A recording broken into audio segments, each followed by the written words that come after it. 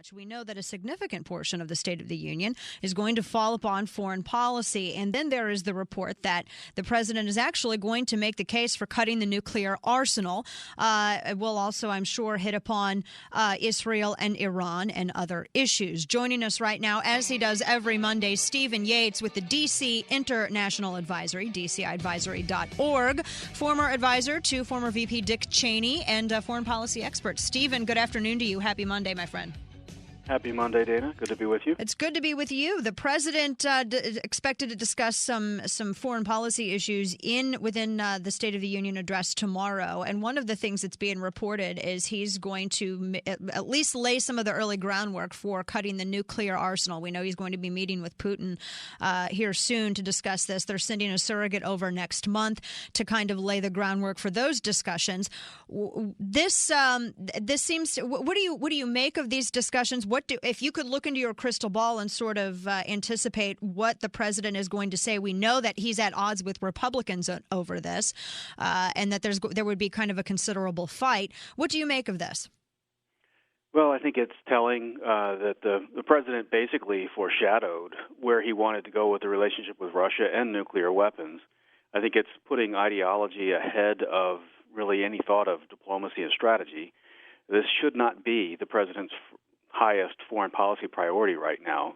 Any reasonable person, when they look at the world, would say you've got to come up with a new policy to replace your disastrous approach to the post-Arab Spring region. These talks with Russia, even if you're a Democrat or an alleged centrist that supports them, this clearly doesn't justify being point number one. But there's a lot of economic and long-term strategy implications to this approach. I mean, number one, it's cloaked in fiscal responsibility. People think of how expensive nuclear weapons are to maintain and how many do we really need. But they don't really think through this is one of the most vital intellectual and commercially relevant technology producers in the entire U.S. government. We have today's Internet, thanks in part to things that were related to maintaining security of communications and redundancy in response to a nuclear attack. There's lots of clean energy and other kinds of battery enhancements and cybersecurity concerns that are related to the research tied into these kinds of things. Thousands of jobs. And these are things that once you take them out, it takes decades to put them back in place. And in exchange for what, ultimately? We've had little consultation with allies. You think that would be done before engaging the bear. But really, I just see a lot of pitfalls in this approach.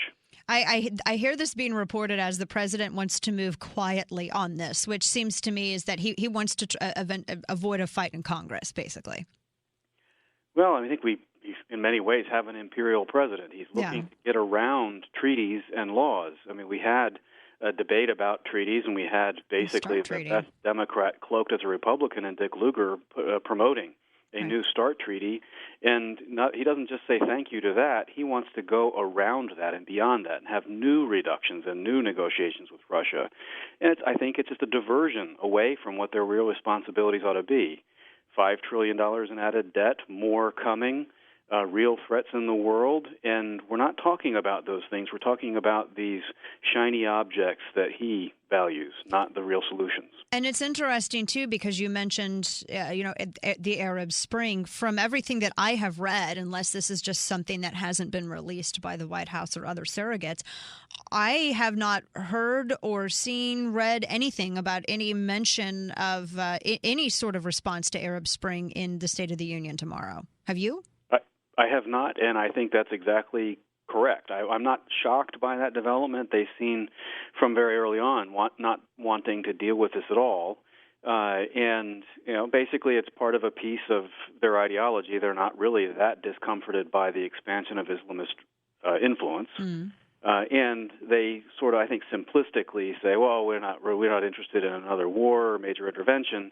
But there's just such a yawning gap between that extreme option, which no one is really recommending, and his absolutely passive approach that just lets danger grow and draw nearer to us.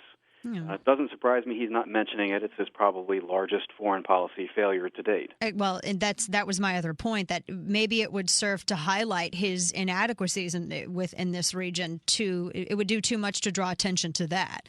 So perhaps that's why he's not going to mention it, because instead of focusing on what he wants to push forward, you have some progressive agendas and ideologies that he would like to be with the economy and energy and so on and so forth. He just doesn't want that to be pointed out. But you're right. I mean, this is especially what's still going on in Syria, going back and forth with Iran. This is something that I'm kind of shocked, especially with the president making a trip to Israel. I'm kind of shocked that we haven't heard anything more about this, which then brings me to my next question. It's the first time he is visiting Israel. Why? Is he trying to shore up his image, which it seems that that's not something that's a priority for him? He's already like, I've won. I don't have to campaign against anyone anymore.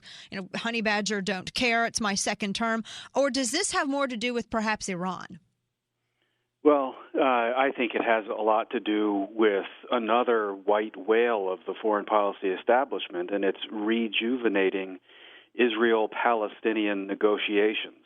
There are a couple of major breakthroughs defined by the foreign policy establishment that Republicans and Democrats seem to become intoxicated with the allure of these. And one of them that had, from Nixon onward has been this great power shuttle diplomacy about going to Israel and trying to force some kind of a solution on the situation. They call it bringing the parties together for talks, and a lot of Middle East experts say this is the key to unlocking peace and stability in the entire region. I think the Arab Spring has proven that entirely false, but it's still out there, and the Obama administration is heavy with these kinds of people, and we know exactly where they come down, and it's sympathy with the Palestinians, not support for our ally. So my sense is it'll be another cold meeting between our president and the elected Israeli prime minister, mostly trying to tell him how to lead and not doing it by example on our part at home. Yeah, absolutely. That I don't expect to. Also, in the State of the Union, I'm not expecting it to hear much about the border.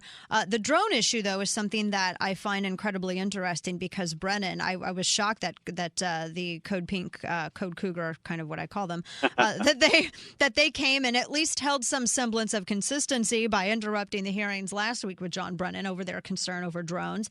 Is that a big enough issue, in your perspective, to undercut the president's legacy? I mean, I know he's just starting his second term, but I'm wondering if that's not enough to sort of divorce that anti-war, anti-aggression base from supporting this administration.